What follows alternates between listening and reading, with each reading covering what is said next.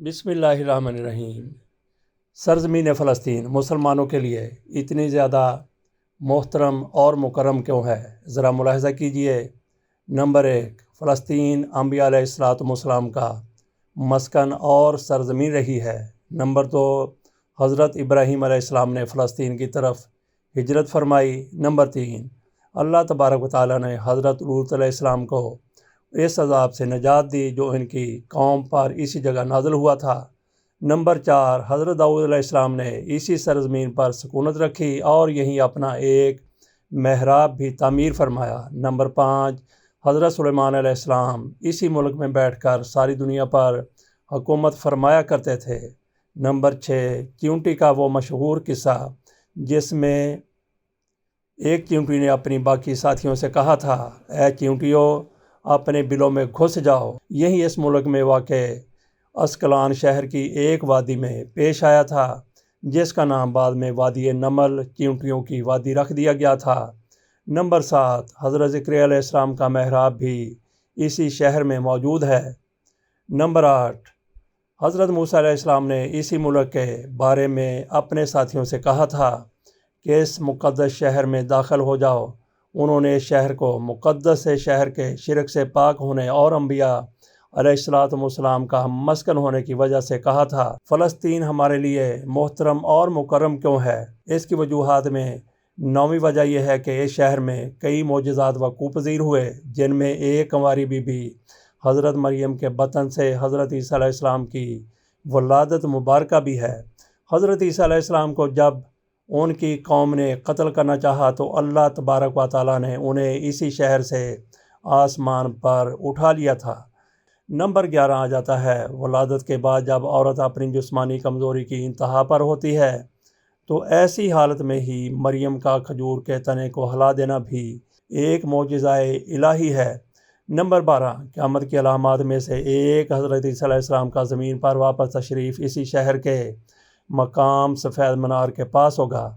اسی شہر کے ہی مقام باب لد پر حضرت عیسیٰ علیہ السلام مسیح دجال کو قتل کریں گے۔ نمبر 14، فلسطین ہی ارض محشر ہے۔ نمبر 15، اسی شہر میں ہی یاجوج ماجوج کا زمین میں قتال اور فساد کا کام شروع ہوگا۔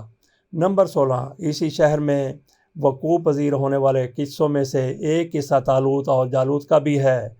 نمبر 17، فلسطین کو نماز کی فرضیت کے بعد مسلمانوں کا قبلہ اول ہونے کا اعزاز بھی حاصل ہے۔ ہجرت کے بعد حضرت جبرائیل علیہ السلام دوران نماز ہی حکم سے آقا علیہ السلام کو مسجد اقصی فلسطین سے بیت اللہ کعبہ مشرفہ مکہ مکرمہ کی طرف رخ کرا گئے تھے۔ جس مسجد میں یہ واقعہ پیش آیا وہ مسجد آج بھی مسجد قبلتین کہلاتی ہے۔ نمبر 18، حضور علیہ السلام معراج کی رات آسمان پر جاتے ہیں، پہلے مکہ مکرمہ سے یہاں بیت المقدس فلسطین تشریف لائے۔ نمبر 19، سرکار دو عالم صلی اللہ علیہ وآلہ وسلم کی اقتداء میں انبیاء علیہ السلام نے یہاں نماز ادا فرمائی۔ اسی طرح فلسطین ایک بار پھر سارے انبیاء کا مسکن بن گیا۔ نمبر 20، سیدنا ابو ذر کہتے ہیں کہ میں نے رسول اللہ صلی اللہ علیہ وآلہ وسلم سے عرض کیا کہ زمین پر سب سے پہلی مسجد کون سی بنائی گئی؟ تو آپ صلی اللہ علیہ وآلہ وسلم نے فرمایا مسجد الحرام یعنی خانہ کعبہ۔ میں نے عرض کیا کہ پھر کون سی مسجد بنائی گئی؟ تو نبی اکرم صلی اللہ علیہ وآلہ وسلم کا ارشاد گرامی تھا مسجد اقصی یعنی بیت المقدس۔ میں نے پھر عرض کیا کہ ان دونوں کے درمیان کتنا فاصلہ تھا؟ آپ صلی اللہ علیہ وآلہ وسلم نے فرمایا 40 برس کا، اور تو جہاں بھی نماز کا وقت پالے وہیں نماز ادا کر لے، پس وہ مسجد ہی ہے۔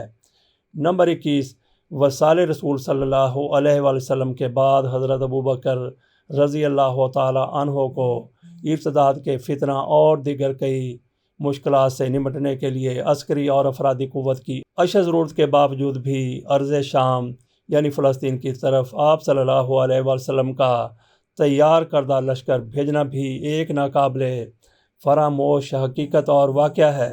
ہم آپ کو بتا رہے ہیں کہ ہمارے لیے مسلمانوں کے لیے بیت المقدس سرزمین فلسطین کیوں اتنی زیادہ محترم ہے، کیوں اتنی زیادہ مکرم ہے، کیوں اتنی زیادہ قابل احترام ہے۔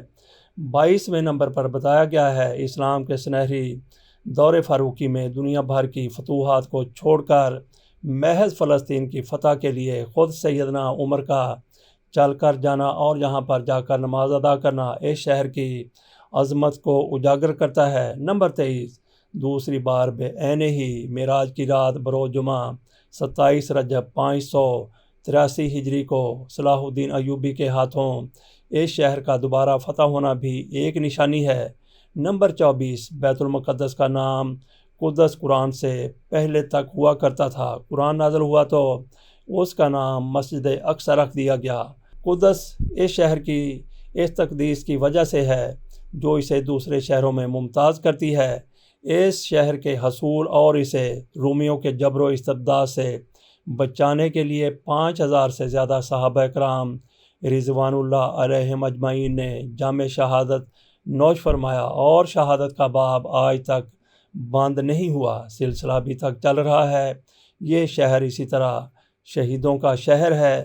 نمبر 25، مسجد اقصی اور بلاد شام کی اہمیت بالکل حرمین الشریفین جیسی ہی ہے۔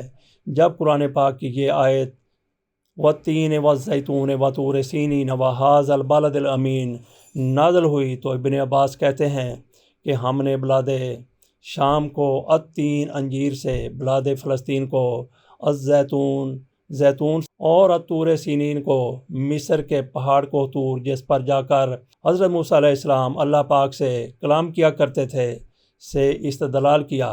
نمبر 26، اور قرآن پاک کی آیت مبارکہ وَلَقَدْ كَتَبْنَا فِي الزَّبُورِ مِن بَعْدِ الذِّكْرِ إِنَّ الْأَرْضَ يَرِثُهَا عِبَادُ الصَّالِحُونَ سے یہ استدلال لیا گیا ہے کہ امت محمد حقیقت میں اسی مقدس سرزمین کی وارث ہے۔ نمبر 27، فلسطین کی عظمت کا اندازہ اس بات سے بھی لگایا جا سکتا ہے کہ یہاں پر پڑھی جانے والی ہر نماز کا اجر 500 گنا بڑھا دیا جاتا ہے۔